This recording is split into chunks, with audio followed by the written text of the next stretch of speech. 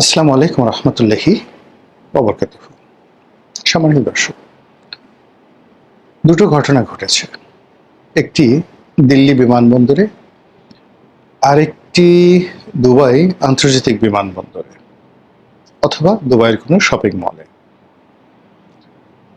এই দুটো ঘটনার সঙ্গে দুজন অতি গুরুত্বপূর্ণ ব্যক্তি, একজন বর্তমান গুরুত্বপূর্ণ আর একজন সাবেক গুরুত্বপূর্ণ। প্রথম গুরুত্বপূর্ণ ব্যক্তি, যিনি জনাব তারেক রহমান সাহেবের খুবই ঘনিষ্ঠজন, তার উপদেষ্টা।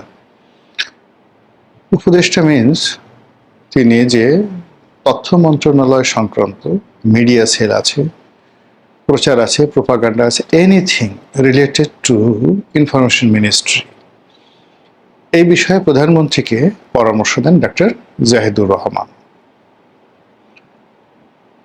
তো সেই জাহিদুর রহমান সাহেবকে দিল্লি বিমানবন্দরে ব্যাপক জিজ্ঞাসাবাদ করা হয়েছে।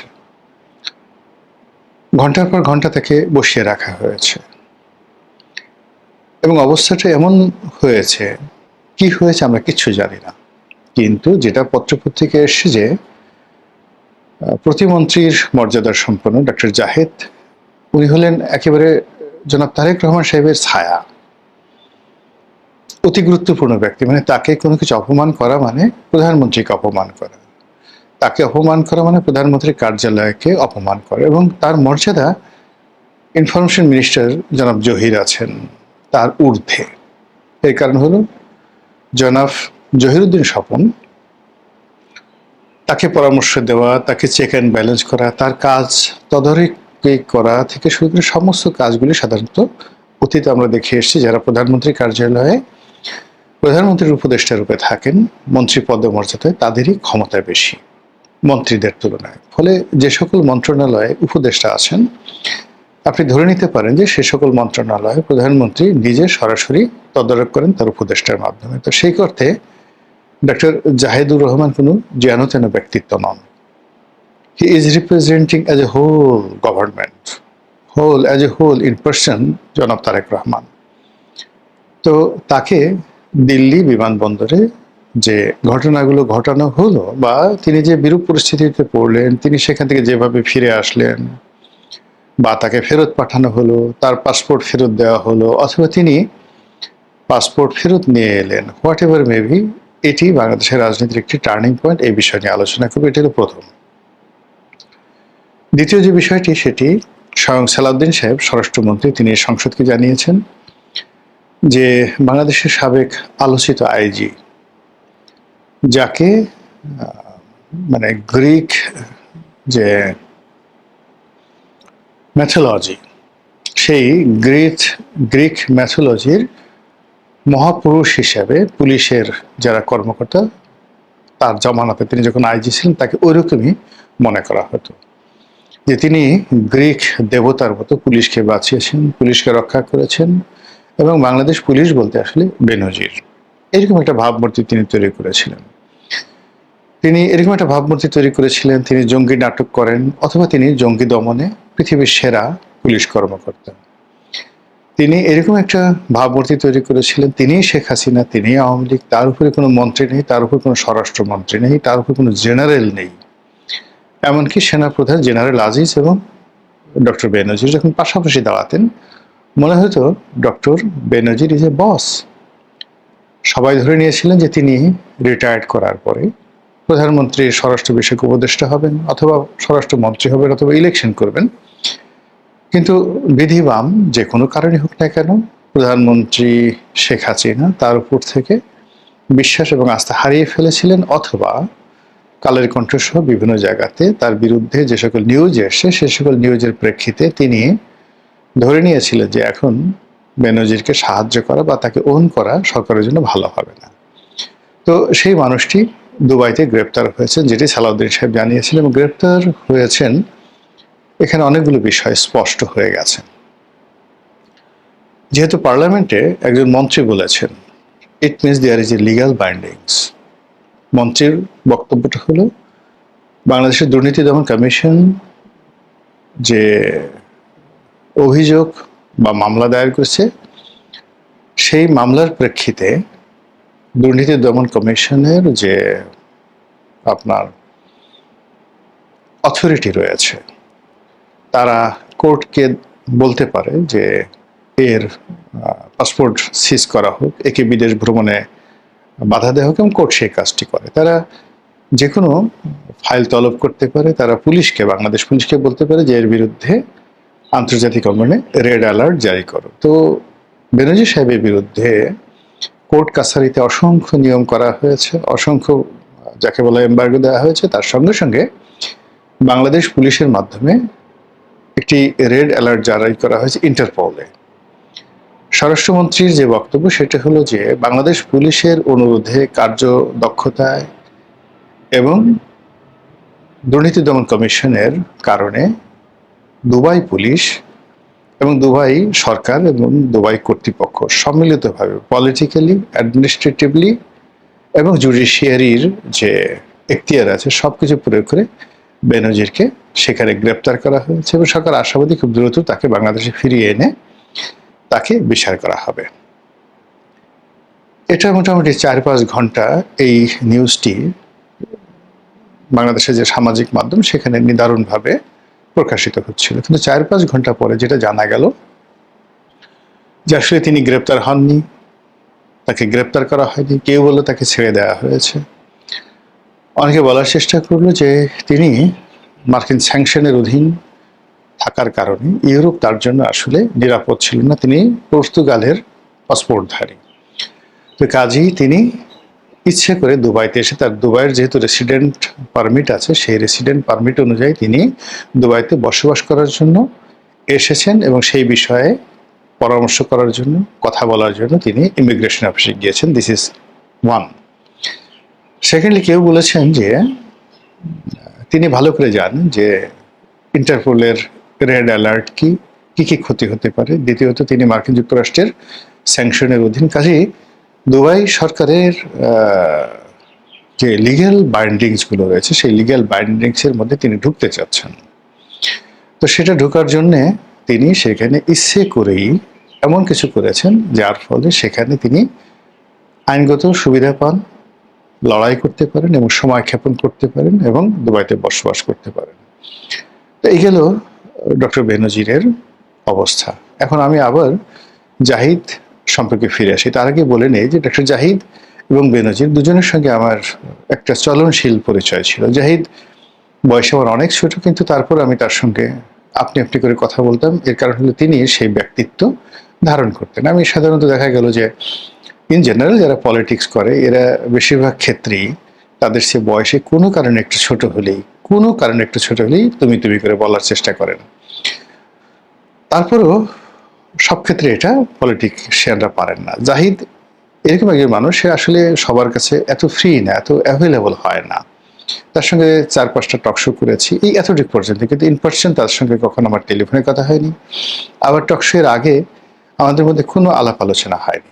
দুটো আলাপ আলোচনা শুধুমাত্র একবার হলো। প্রথম যেদিন আমরা 21শে টেলিভিশন টক শো করলাম, তা আমাকে নিয়ে জিজ্ঞেস করলেন যে রনি ভাই, এক কথায় বলেন তো এই সরকার কতদিন টিকবে, বা এই সরকার আদৌ টিকবে কিনা। আমি ওকে বললাম যে এই সরকার মানে ইনুস সরকার টিকবে না, তাকে চলে যেতে হবে, তবে যত দ্রুত তাদের বিদায় হবে দেশের কম ক্ষয়ক্ষতি হবে এবং ইনুস অ্যান্ড গংয়ের কম ক্ষয়ক্ষতি হবে। তো এটা শুয়ে সে খুব কগনিজেন্সে নিল। দ্বিতীয় যে আলোচনা, একদিন সে ইন পার্সন মানে টকশোর বাইরে যে আলোচনা, সে একদিন বললো যে আসলে অনেক আপনি বলেন তো বিএনপি ক্ষমতায় আসবে কিনা, আসলে কতদিন থাকতে পারবে।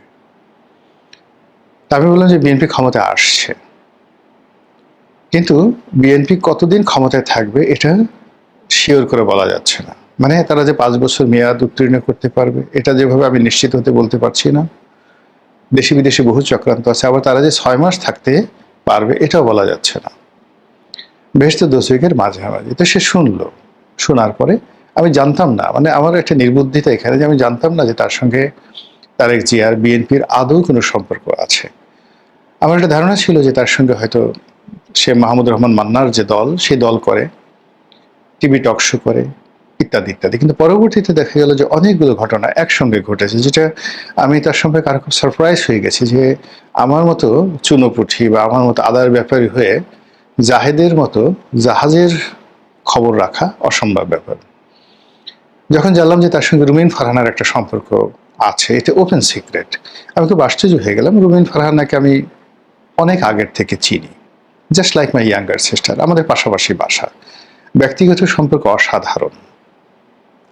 তো রুমিন ফারহানা প্রথম আমার অফিসে যায়, ব্যারিস্টার পারভেজ নামক একটা ছেলে আছে আমাদের ডিপার্টমেন্টের ছোট ভাই, তাকে নিয়ে। মানে তখন সে হবে মাত্র সে টকশোতে যাওয়া শুরু করেছে, কত 13 বা 14 সনের ঘটনা। আমি তখন এমপি না, এমপি হওয়ার পরে। তো সেদিন তার সঙ্গে আমি কথা বলেছি, জাস্ট লাইক মাই, মানে একেবারে ইয়াঙ্গার সিস্টার। আমি তার সময় কত জানতামও না, 2014 বা 15 সনে। এরপরে টকশোতে বহুবার তার সঙ্গে দেখা হয়েছে। এরপর সে বিএনপির এমপি হলেন।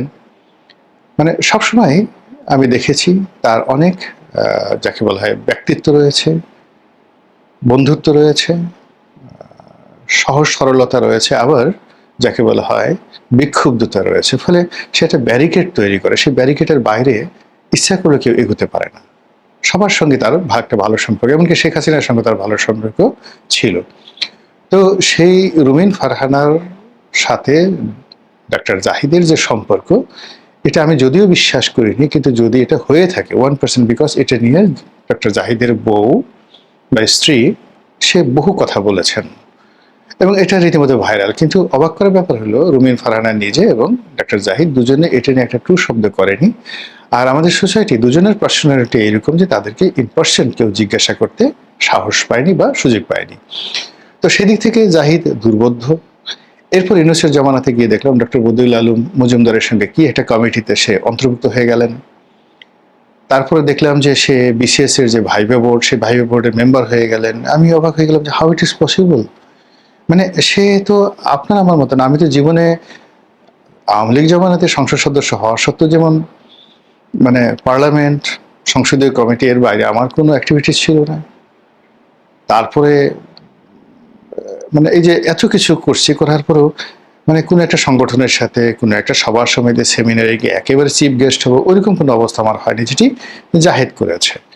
এবং জাহিদের বিএনপির যারা সিনিয়র নেতা, যেমন একদিন আমাকে আব্দুল আল মিন্টু সাহেব বললেন যে সবার টকশো শুনি না বা সবার বক্তব্য শুনি না, কিন্তু এক নম্বরে রনি ভাই আপনার বক্তব্য শুনি, তারপরে জাহিদের বক্তব্য শুনি, আপনাদের বক্তব্য শুনতে হয়। ইট মিনস আমি তখনই বুঝে নিলাম এটা ধরুন 2025 সনের ঘটনা।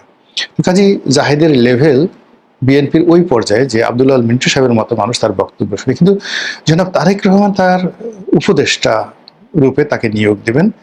মানে ইট মিনস জাহেদের যে লিঙ্কেজ অনেক অনেক বেশি। পরবর্তীতে দেখা গেল জাহেদকে নিয়ে সেই দুই ধরনের কথা। এক হলো সেই ডক্টর ইউনূসের আগে জাহেদের একটা ভারত বিরোধী ভূমিকা ছিল, সে কারণে ভারত থেকে ব্যান করেছিল যে সে ভারত ভ্রমণ করতে পারবে না। বেশ কয়েকজন সাংবাদিক তাদের ইউটিউব চ্যানেল ভারত ব্লক করে দিয়েছিল, তার মধ্যে জাহেদের ইউটিউব চ্যানেলও ছিল।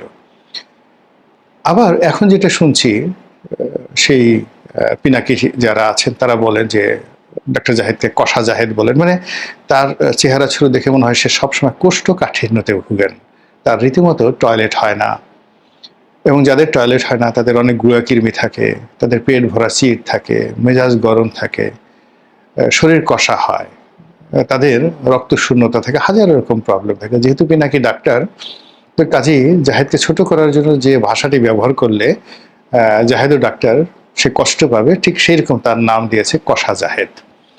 আর দ্বিতীয়ত তাকে বলা হলো যে ভারতের দালাল, সে ইদানিং নাকি ভারতের দালালি করছে। তো সেক্ষেত্রে দিল্লি এয়ারপোর্টে তাকে ফেরত পাঠানো, তাকে ঢুকতে না দেওয়া, এটা আমি আসলে মিলাতে পারছি না যে আসলে এখানে ডাক্তার জাহিদের সাথে কি ব্যক্তিগত সম্পর্কের কারণে তাকে ফেরত পাঠানো হলো, নাকি তারেক রহমান সাহেবকে একটা গ্রিন সিগন্যাল দেওয়া হলো, না রেড সিগন্যাল দেওয়া হলো, এবং আগামীতে ভারত বাংলাদেশ সম্পর্কটা কোন পর্যায়ে নামবে, এটা জাহেদের কারণে এই যে সমস্যাটা সৃষ্টি হলো, ইটস এ ল্যান্ডমার্ক। জাহেদের প্রসঙ্গ এখানে শেষ। এবার বেনজির সম্পর্কে আসি। জাহেদের চাইতে আসলে বেনজিরের সঙ্গে আমার ব্যক্তিগত সম্পর্ক দুটো কারণে খুব বেশি। প্রথমত বেনজির সাহেব যখন ডিআইজি অ্যাডমিন হিসেবে যোগ দেননি তখনও, জাতিসংঘেতে প্রথম আসলেন বাংলাদেশে, তার সঙ্গে আমার দেখা হলো। উনি আমাকে একদিন একটা ডিনারে দাওয়াত করলেন। তো সেখানে আমাদের অনেক কথাবার্তা হলো এবং তার আলাপ আলোচনা মনে হলো যে আসলে ভদ্রলোক, হ্যাঁ একজন ভদ্রলোক, পলিটিক্স সম্পর্কে তার কোনো আগ্রহ নেই, হিজ এ প্রফেশনাল, এবং আওয়ামী লীগে কোনো নেতাকর্মী বা কারোর সাথে তার এরকম সম্পর্ক আছে ওইটাকে দেখে আমার মনে হলো না। এরপরে একেবারে তিনি যতদিন র্যাবের ডিজি ছিলেন, আইজি হওয়ার পর তার সঙ্গে আমার কোনো সাক্ষাৎ বা কোনো কথাবার্তা হয়নি, কিন্তু র্যাবের ডিজি থাকাকালীন সময় পর্যন্ত তার সঙ্গে আমার ব্যক্তিগত বন্ধুত্বটা খুব ভালো পর্যায়ে ছিল। তিনি কথা বলতেন, ফোন করতেন, আমিও তার সঙ্গে কথা বলতাম ইত্যাদি। যখন পাবলিক ইন্টারেস্টে কোনো কোনো জিনিস আমি তাকে বলেছি, যেমন রমনা পার্ককে এই মাদকমুক্ত করার ব্যাপারে বলেছি, তিনি সর্বোচ্চ চেষ্টা করেছেন। তারপর তাকে নিয়ে একটা লেখা লিখেছি, সেখানে ধানমন্ডি লেক সম্পর্কে কথা বলেছি, তিনি 1 মিনিটের মধ্যে সেটা অ্যাকশনে গিয়ে পুরো ধানমন্ডি লেককে মাদকমুক্ত করার চেষ্টা করেছেন। সো এরকম আমার মহল্লা থেকে যে সমস্যা ছিল ঢাকা কলেজের গলিতে, সেটাও তিনি র্যাবের ডিজি হিসেবে করে দিয়েছেন। এরকম ছিল তার সঙ্গে আমার একটা সম্পর্ক। কিন্তু আইজি হওয়ার পরে আসলে যে কোনো কারণে তার সাথে আমার কোনো সম্পর্ক ছিল না। তো সেই বেনজির সাহেব সম্পর্কে আসলে কোনো কথা বলতে গেলে আমার আসলে খুব কষ্ট হয়। যে বদনামগুলো শুনছি, যে কথাগুলো বলতে হচ্ছে, এগুলো আসলে আমি মানতে পারি না। পরবর্তীতে দেখা গেল যে বেনজির সাহেবের সঙ্গে আমার বন্ধুত্বটা আসলে আগের, কিন্তু 2009 সনের পরে দেখলাম যে বেনজির সাহেবের যে ইমিডিয়েট ছোট ভাই, ও আমার ক্লাসমেট, নাম কায়েস। ওরা কখনোই বেনজির সাহেবের লিগেসি ধারণ করেনি, তারা তাদের মতো ব্যবসা বাণিজ্য করছে। ফলে মানে কায়েসের বড় ভাই প্লাস আমার সঙ্গে তার বন্ধুত্ব পরিচয় সব মিলিয়ে তার যে এই যে অবস্থা, সেই অবস্থা বাংলাদেশে যদি কাউকে মানে বিব্রত করে, ব্যথিত করে, আদার দেন হিজ রিলেটিভ সঙ্গত করে না, আমি এখানে সেই বিব্রত বোধ করছি। সে ভালো ছিল বা যেখানে ছিল, আমার কখনো তাকে আমার পার্সোনাল কোনো কাজে লাগেনি, আমি বলিও নি, কিন্তু আমি মনে করতাম যে না ঠিক আছে, তার সঙ্গে আমার একটা ভালো সম্পর্ক আছে, হি ওয়াজ এনলাইটেন মি। কিন্তু এখন তার যে অবস্থা হচ্ছে, কিছুটা হলেও নিজেকে অপমান বোধ করছে। এখন বেনজিরকে যেভাবে গ্রেপ্তারের কথা বলা হচ্ছে, সরকার যদি তাকে আনতে না পারে, তাহলে সালাউদ্দিন সাহেব তার যে ইমেজ সেটা ক্ষুণ্ণ হবে, তারেক রহমান সাহেবের সরকারের দুর্বলতা প্রকাশ পাবে। অন্যদিকে বেনজিরের ক্ষমতা এটা আরও বেড়ে যাবে। অনেকে বলার চেষ্টা করবে যে আসলে বেনজিরকে গ্রেপ্তার করা হয়েছিল ঠিকই, কিন্তু শেখ হাসিনা টেলিফোন করে বলে দিয়েছেন দুবাইয়ের আমিরকে, আর ওটা দুবাইয়ের আমির তাকে ছেড়ে দিয়েছে, দুবাইয়ের শাসক ছেড়ে দিয়েছে, দুবাইয়ের প্রেসিডেন্ট ছেড়ে দিয়েছে। কেউ বানিয়ে বলতে পারে নরেন্দ্র মোদী নিজে বেনজিরকে সেভ করার জন্য চেষ্টা করেছেন। অনেকে বলতে পারেন যে জাতিসংঘের মহাসচিব ফোন করেছেন। এই কারণ হলো বেনজির তার ক্যারিয়ারের একটা বিরাট অংশ জাতিসংঘে 9ম গ্রেডে তিনি চাকরি করেছে, ভেরি হাই অফিসিয়াল। তো 9ম গ্রেডে চাকরি করা মানে বিশাল ব্যাপার। বাংলাদেশে বেনজিরের মতো এই পর্যায়ে জাতিসংঘের শান্তিরক্ষীতে 9ম গ্রেডে কেউ আছেন কিনা আমি বলতে পারবো না, হাতে গোনা 2 একজন থাকলেও থাকতে পারেন, but he was the first man.